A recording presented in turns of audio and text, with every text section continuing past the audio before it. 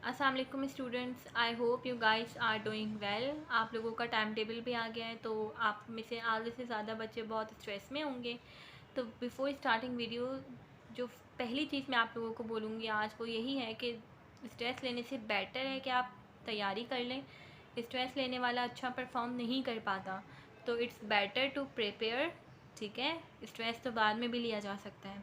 ठीक है, तो आज हम स्टार्ट करते हैं। हम सॉल्व करेंगे सर अली असगर का इम्पॉर्टेंट शॉर्ट क्वेश्चंस जो उनके टारगेट पेपर में दिए हुए हैं। मैं इसके बारे में ये कहूँगी कि this is the most important target paper botany के लिहाज से। ठीक है, अगर आपने बॉटनी में मॉडल पेपर कर लिया है, मॉडल पेपर की वीडियो मैंने अपलोड की हुई है, तो आप सर अली असगर का पेपर करें उसके बाद, और आप देखिएगा इंशाल्लाह ताला आपकी तैयारी बहुत अच्छी हो जाएगी and you will perform very good in your exam इंशाल्लाह। अच्छा, अब ये जो क्वेश्चन दिए हुए हैं ये तो हैं 20 से 30, राइट, लेकिन जो आपके पेपर में आएंगे वो इस जैसे ही होंगे। ये नहीं, ज़रूरी नहीं है कि यही हों, but I mean to say is कि आपको अगर यहाँ पे पूछा हुआ है why lysosome is called suicidal sacs, तो आपके पेपर में हो सकता है इस सवाल को घुमा फिरा के दे दें, लेकिन वो सवाल यही होगा। ठीक है, तो अगर आप वीडियो पूरी देखते हैं, आप पूरी सुनते हैं, तो आपको समझ में आएगी ये बात कि आप को एक सवाल वो कितने तरीक़ों से दे सकते हैं और आपने किस तरह से उसको परफॉर्म करना है, राइट।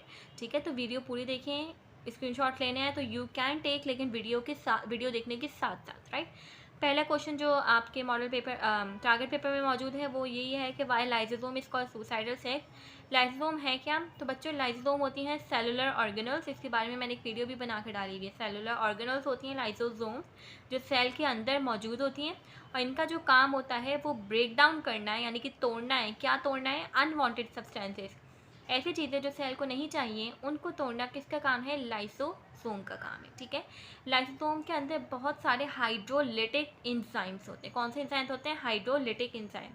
ठीक है, अच्छा, अब होता क्या है जब सेल को कोई डैमेज पहुंचता है, ठीक है, कोई इंजरी पहुंचती है या कोई ट्रॉमा पहुंचता है सेल को, तो ये लाइसोसोम जो सेल के अंदर मौजूद हैं ये बर्स्ट हो जाते हैं। ठीक है, बर्स्ट मतलब फट जाते हैं, और इनके अंदर जितने भी लाइसोसोमल इंजाइम हैं वो रिलीज़ हो जाते हैं, और वो लाइसोसोमल इंजाइम रिलीज़ होकर डाइजेस्ट करने लगते हैं अब खुद ही पूरे सेल को। ठीक है, तो इस वजह से सेल डेथ हो जाती है, यानी सेल डैमेज हुआ। अभी सिर्फ डैमेज हुआ था, मतलब सेल डेथ नहीं हुई थी, सेल हल्का सा डैमेज हुआ था। लाइसोसोम बर्स्ट हुए हैं, उनके अंदर से ऐसे एंजाइम निकले हैं जो इन्होंने सेल को डैमेज सेल डेथ करवा दी। ठीक है, तो इसलिए हम ये क्या हो रहा है, खुदकुशी टाइप का फील नहीं हो रहा कि सेल के अंदर से एक चीज़ निकल रही है और वही उसको मार रही है। तो this is why we call lysosome suicide या सुसाइडल सेक्स, राइट। अच्छा, इस सवाल को वो ऐसे भी दे सकते हैं कि what is lysosome and what is suicidal sac, और मतलब डिफरेंट तरीक़ों से दे सकते हैं। ठीक है, तो इसका जवाब यहीं पे होगा, घुमराना नहीं है उस वक्त। उसके बाद है how mitochondria is similar to bacteria. भाई क्या डिफरेंस हुआ माइटोकॉन्ड्रिया और बैक्टीरिया में? माइटोकॉन्ड्रिया क्या है? माइटोकॉन्ड्रिया है सेलुलर ऑर्गेनल, और बैक्टीरिया क्या है?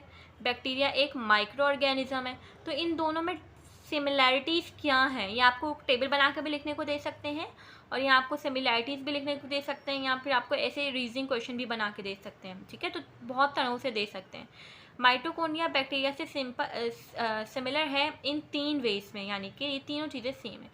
दोनों के पास, माइटोकॉन्ड्रिया के पास भी और बैक्टीरिया के पास भी 70S राइबोसोम है। राइबोसोम दो तरह के होते हैं, 70S होता है और दूसरा जो है ना वो यूकैरियोटिक राइबोसोम होता है 80S का। ठीक है, एस मतलब सेडिमेंटेशन कोएफिशिएंट।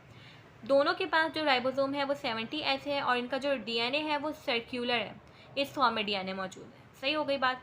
दोनों के पास अपना खुद का डीएनए है, जो सेल अगर रेप्लिकेशन करे ना करे, लेकिन ये डीएनए रेप्लिकेट ज़रूर कर सकता है, इंडिपेंडेंट, इसकी रेप्लिकेशन इंडिपेंडेंट है, सेल पे डिपेंड नहीं करती।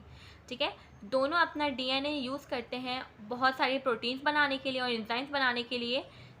समझ आई बात? तो ये तीन जो है सिमिलैरिटीज़ हैं। 70S राइबोसोम है दोनों में, 80S मैंने कंफ्यूज ना होना, 70S राइबोसोम है, ओन डीएनए है, और ये डीएनए बहुत सारी प्रोटीन्स और एंजाइम्स बनाता है। ठीक हो गई बात। थर्ड क्वेश्चन है why plasma membrane is differentially permeable.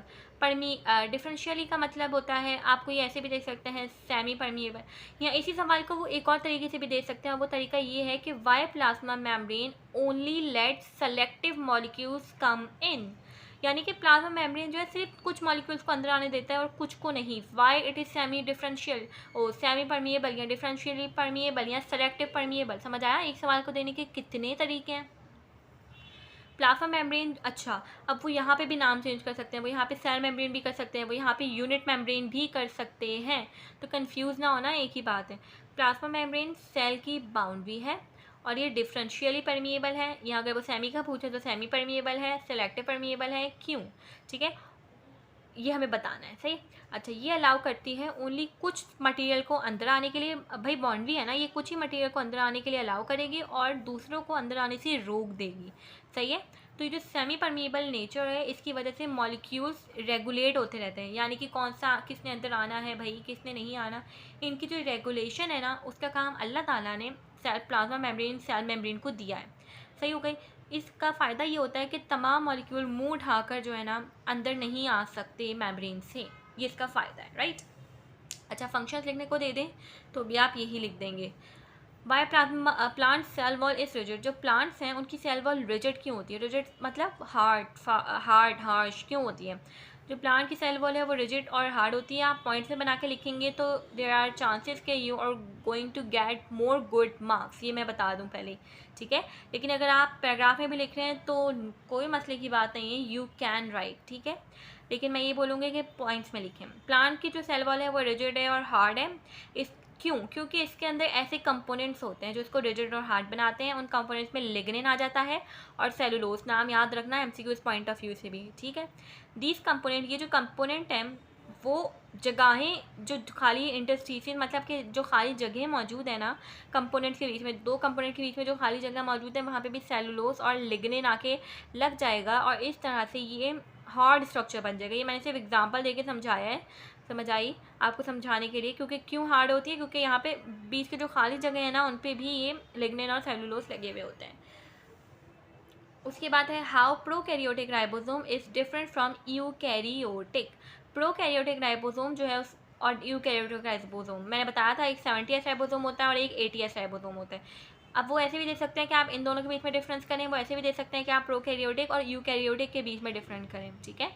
तो इसका प्रोकैरियोटिक का मतलब होता है, प्रोकैरियोटिक का मतलब है 70S, यूकैरियोटिक का मतलब है 80S, राइट हो गई बात। उसके बाद प्रोकैरियोटिक के अंदर दो आपके पास सब यूनिट्स हैं, दोनों के पास ही दो सब यूनिट्स होते हैं। अच्छा, ये घबराना नहीं, मैंने 8 सेडिमेंटेशन कोफिशिएंट इज 70S और 8 सेडिमेंटेशन कोफिशिएंट इज 80S पूरा बना के लिखना, मेरी तरह नहीं कर देना, मेरे पास शॉर्टेज ऑफ टाइम था।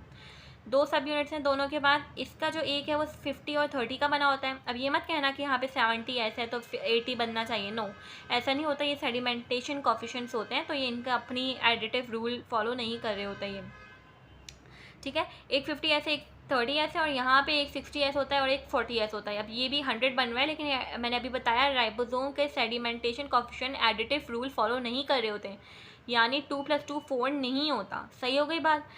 अच्छा जी, उसके बाद जो प्रोकैरियोटिक होते हैं वो साइटोप्लाज्म में फ्रीली फिर रहे होते हैं, जबकि जो यूकैरियोटिक होते हैं वो किसी अटैच होते हैं, किसी न्यूक्लियस पे या एंडोप्लाज्मिक रेटिक्यूलम पे अटैच्ड होते हैं।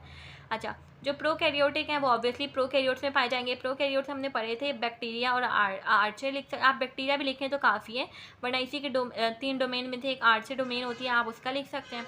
वरना जो यूकैरियोटिक राइबोसोम है वो एनिमल्स में होते हैं, इन एनिमल्स में ह्यूमंस भी आ जाते हैं, हमारे पास भी यूकैरियोटिक राइबोसोम ही होता है, प्लांट्स होते हैं, ठीक है जी। अच्छा जी, उसके बाद मैं आपको बता दूं कि मेरे पास एक बहुत ही इम्पॉर्टेंट अनाउंसमेंट है। हमने अभी थोड़े दिनों पहले कंडक्ट की थी क्लास 12 के लिए फ़िज़िक्स की न्यूमेरिकल क्लास, और वो बहुत ही माशाल्लाह से सक्सेसफुल गई थी और इसमें बहुत बच्चों का फ़ायदा हुआ था। और अल्हम्दुलिल्लाह जो पेपर में न्यूमेरिकल्स आए थे वो भी अल्हम्दुलिल्लाह उस ही में से आए थे, अल्लाह का शुक्र है, ठीक है जी। तो अब हम वही क्लास जो है अपने 11वीं क्लास के बच्चों के लिए मैं कंडक्ट करूँगी, ठीक है।